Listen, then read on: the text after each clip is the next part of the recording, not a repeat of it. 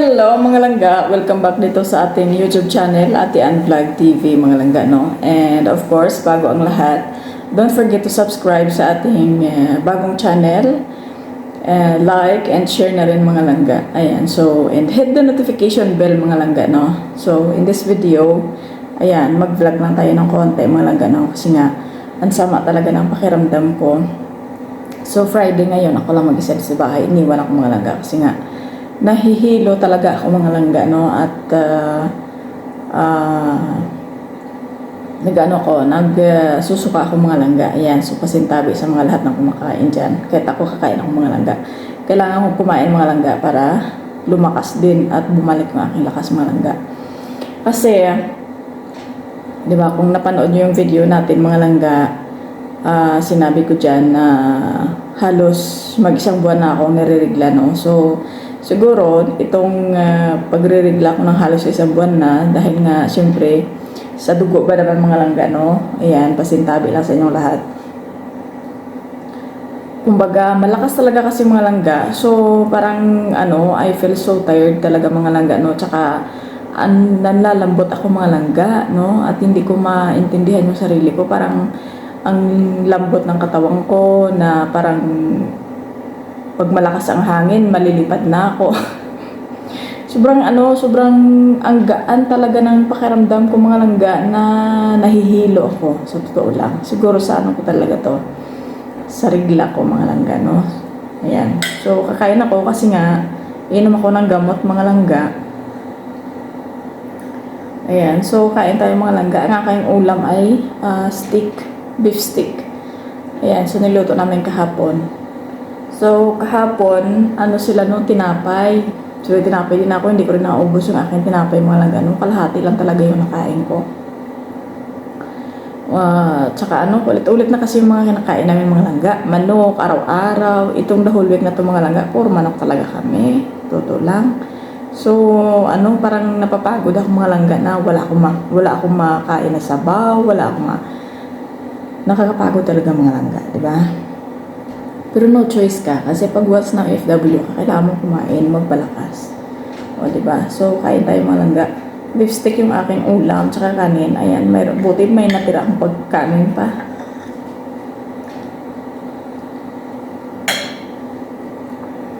Ako din gumawa ito mga langga. Beef stick. Ayan. So, kakain ako kasi nga, anong oras na ngayon? Alas 2, no? Alas 3 na nga pala mga langga. Wala kasi akong ganang kumain mga langga, pero kailangan kong kumain kasi inom ako ng gamot. Diba? At, parang hindi ko feel kumain kasi nga, nasusuka ako mga langga sa totoo lang. So, sabay ko na lang ng drinks. Sana hindi akong suka mga langga. Kasi talaga ako kanina, no? Kanina umaga. So, ang sama ng pakiramdam ko talaga mga langga. Yung pagka paikot-ikot ako mga langga, no? Nahihilo ako mga langga. Diba? Imagine mo yan, halos sobra isang buwan na akong nire-regla. So, ang dugo ko, bawas na talaga. So, nahihilo na ako mga langga. So, sabi niya sa akin, kasi nga, Eid ngayon mga langga, 3 araw yung Eid.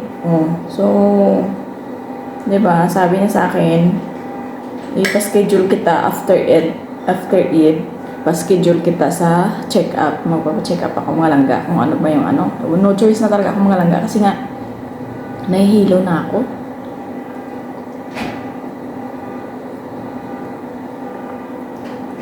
Parang nalalambot na yung buong katawan ko.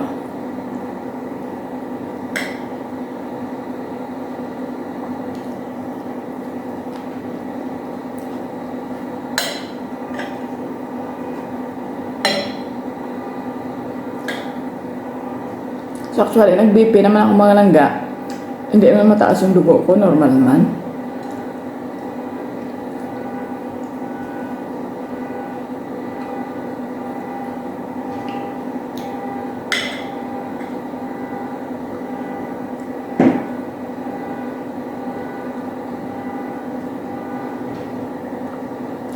Ang hirap magkasakit mga langga, nandito tayo sa abroad. Kailangan talaga gamutin mo yung sarili mo. Mga OFW dyan, no? Tayo mga OFW. Sobrang ang hirap na nandito tayo sa abroad. Di ba? Kahit gusto mong pahinga, parang hindi ka mapakali. Kasi nga, siyempre nagtatrabaho tayo sa abroad mga langga.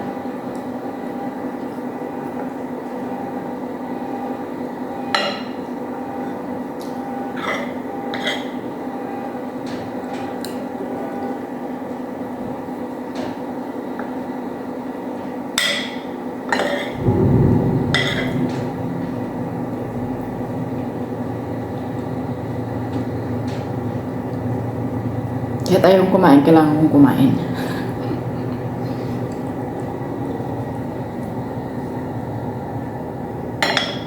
Ito naman yung panlaban natin mga langga, kailangan malakas tayo.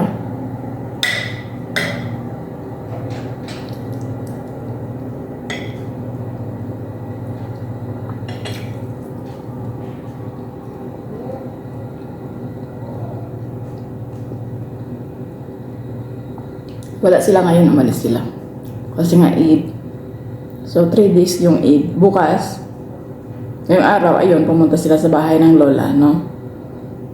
Bahay ng mama ng maamo kong babae. Sila lang. Tapos bukas may event siyang gagawin. Sa trucks na naman.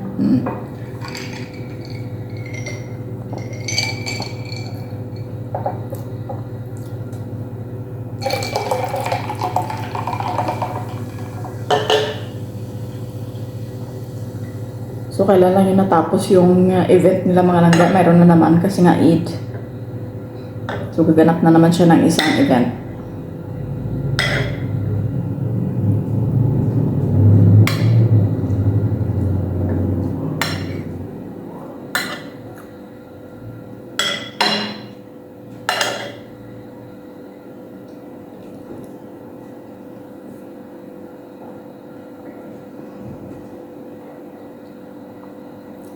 Sabi na sa akin, huwag ka lang sumama, pahinga ka na. Kasi nga doon mga langga, no? Kasi Friday ngayon, at saka Eid pa, lahat ng kamag-anak nandun. Doon kakain. So ano din, maghuhugas ako doon, tatayo din ako, pikot-ikot din yung gagawin ko. So sabi niya sa akin, dito ka na lang, magpahinga ka na. Hindi na ako sinama. Diba? Kasi sobrang daming tao doon. Kaya sinabi ko sa kanya, sabihan mo yung kapatid mo, isama yung Pinay nila. Tapos yung sa tiyahin niya, isama din para matulungan yung ano doon, Ethiopia sa bahay ni nanay. O, diba? Para matulungan siya sa mga hugasan.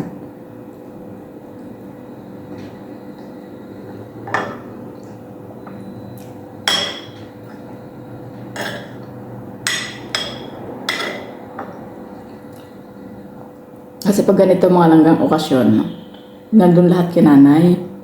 Kakain, tanghalian, ayan, hanggang mamaya yan. Diba? So maraming hugasan.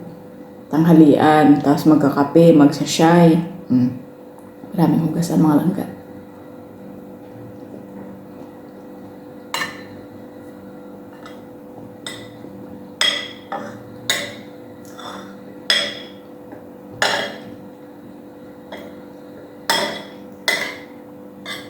Ako, hindi pwede mga langga. Kasi nga nahihilo ako mga langga, no? So hindi pwedeng nakatayo ako doon. Tayo palagi maghugas, magtitimpla, mag-ano.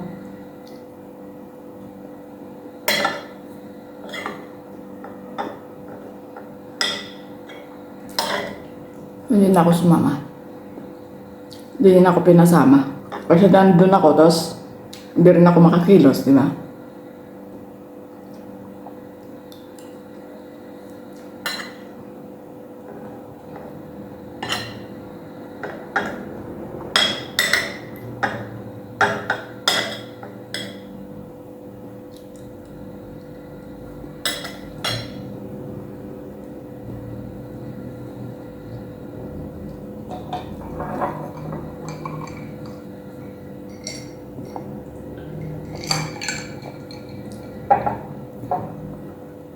Hindi rin na makatulong pag sumama ako doon. Pag ganito masama yung pakiramdam ko mga langga.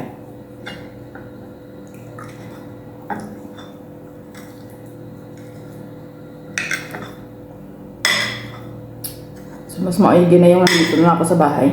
Sabi niya sa akin, tawagan mo ko pagka in case na nahihilo ka talaga at ano.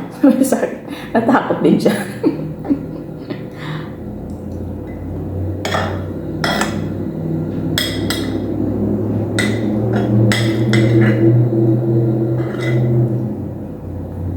Pangit pala sa pakiramdam nga lang ano.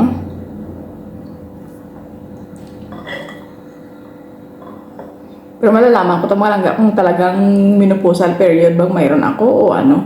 Pag napacheck up ako. Magpapacheck up kami pagkatapos ng Eid.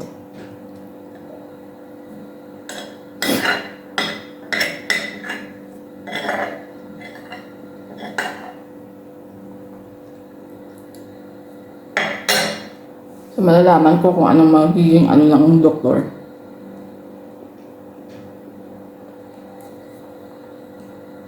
At kung ano yung magiging resulta, di ba?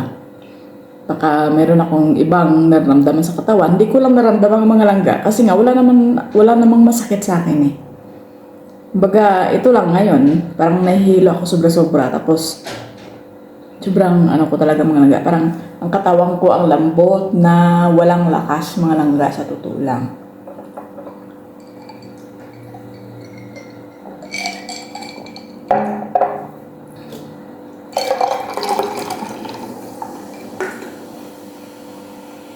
Nalulupay-pay kumbaga yung katawan ko mga langga. Parang bumibigay yung katawan ko, no? Sa ano, pagod o ano. Sabi nga ni amo kong lalaki, matulog ka, subukan mo matulog. Kasi kagabi mga langga, ilang beses akong gumising, no? Pumunta akong CR. So hindi rin ako nakatulog ng maayos. So dagdag pa, plus pa yung regla ko mga langga. Sobra-sobra. Sabi ng amo kong lalaki, matulog ka, subukan mo matulog, di ba? Eh, parang ayoko naman matulog mga, hindi rin ako makatulog mga langga. Kahit sobrang sakit na yung ulo ko mga langga, nahihilo na ako. Excuse me. Ayan. So, yan lang mga langga, no, yung update natin. Mag-update din ako, no, pagka yung mayroon akong schedule sa check-up. I-upload din natin. Ayan, so, thank you so much for watching mga langga. Supportahan nyo yung aking bagong channel. Ayan, so, thank you so much for watching guys and see you in my next video.